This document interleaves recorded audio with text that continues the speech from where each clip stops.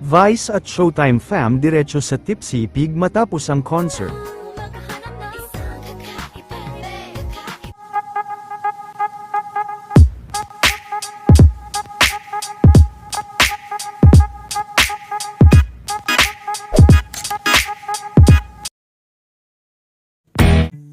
Matapos nga lang, ang pangmalakasan na unang araw ng concert nila Vice Ganda at Miss Regine kahapon, ay kaagad naman na umalis at dumiretso sila Vice sa Tipsy Pig para kumain at mag-celebrate ng tagumpay ng unang araw nito.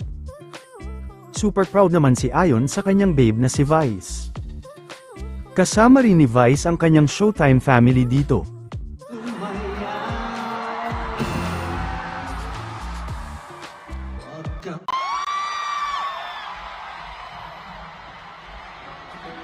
Oh, diba?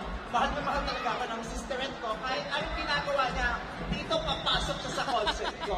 Sila, ano Ayon? Tumayo ka dyan. Okay, nasa Ayon, dyan.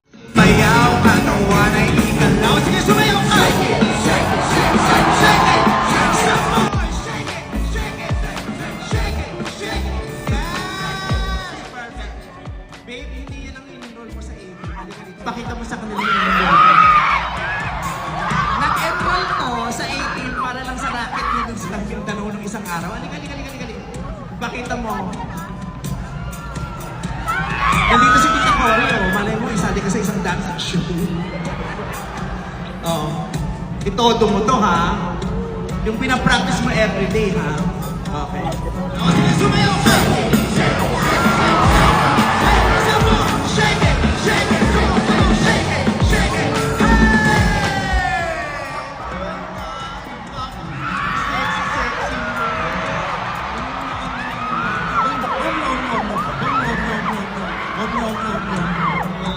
Usapan natin, gagawin natin tong Street Boys 90s, sasayaw kayo. Ano nangyari? Ba't kumanta lang kayo? Yung sapatos ko. Nalaglag. Kala ko sapatos yung naging mutrak.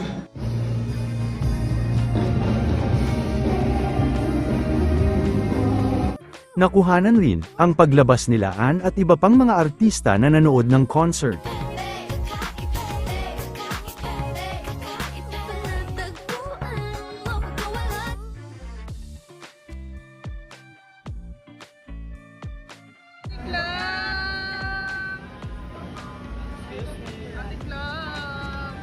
Ate Clang! Selena! Ate Dolen! Eric, papasensya ka.